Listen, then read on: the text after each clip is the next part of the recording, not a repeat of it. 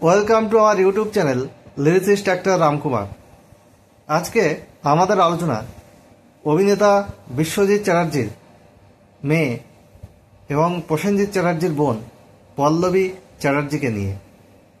যদি আমাদের এই আলোচনা ভালো লাগে তাহলে ভিডিওটি অবশ্যই লাইক, কমেন্ট এবং শেয়ার করে সবাইকে দেখার সুযোগ করে দিন। Keep press on bell icon so that you will get notification whenever I will upload more and more videos. And please subscribe my YouTube channel.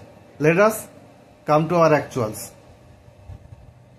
এই পল্লবী চ্যাটার্জি কিন্তু 90 দশকে একের পর এক সিনেমা কিন্তু করে গেছেন, তবে মেন চরিত্রে তিনি কখনো অভিনয় করেননি।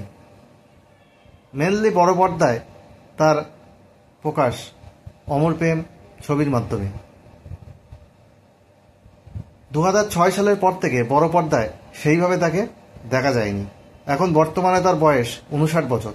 তবে 2019 সালে তিনি বেশ কয়েকটি ছবিতে অভিনয় করেছিলেন। ভুল অঙ্ক, শাহজাহান এজেন্সি, গুমনামি। তারপরে কিন্তু তিনি অভিনয়ের জগৎ থেকে কিন্তু দূরে আছেন। মাত্র 13 বছর বয়সে নিজের মামাতো ভাইকে তিনি বিয়ে করেন এবং 15-16 বছর বয়সে তিনি গর্ভবতী হন এবং কন্যা সন্তানের জন্ম দেন।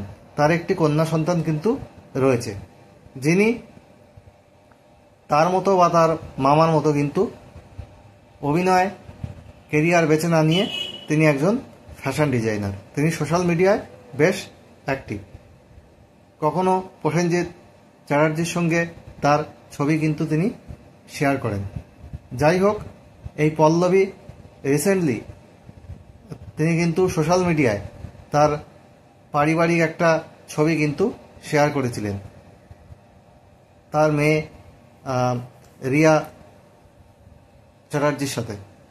যাই হোক, এই মামাতো ভাইকে বিয়ে করার জন্যে তার মা মেনে নিলেও তার বাবা কিন্তু এই ব্যাপারটা মেনে নিতে পারেননি।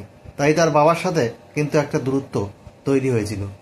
কিন্তু অল্প বয়সে বিয়ে হলেও তার সেটাতে কোনো সিনেমা জগতে আসার ক্ষেত্রে তার কিন্তু কোনো এফেক্ট পড়েনি। তিনি কিন্তু অনেক সিনেমাই অভিনয় করে গেছেন, মেন চরিত্রে অভিনয় না করলেও, এবং একটা বলিউড ছবিতেও কিন্তু তিনি অভিনয় করেছেন। যাই হোক, এই পল্লবী চ্যাটার্জির ব্যক্তিগত জীবন সম্পর্কে আপনারা অনেকেই জানতেন না। নিজের মামাতো ভাইকে অল্প বয়সে বিয়ে করার জন্য তাদের বিচ্ছেদ হয়। বর্তমানে তিনি একাকী থাকেন এবং একাই তিনি নিজের মেয়েকে বড় করেছিলেন। এখন তার দেখার কেউ নেই, তিনি বড় একাকী হয়ে পড়েছেন। আর এই পল্লবী চ্যাটার্জির জীবন নিয়ে আজকে আমি বললাম, তার ব্যক্তিগত জীবন এবং সিনেমা জগৎ সম্পর্কে। যাই হোক, আমার আলোচনা ভালো লাগলে অবশ্যই আপনারা চ্যানেলটি সাবস্ক্রাইব করবেন এবং বেল আইকনে প্রেস করে রাখবেন। আজ এখানেই শেষ করছি। আপনারা সবাই ভালো থাকুন, পূজা ভালোভাবে কাটান, এটাই কাম্য।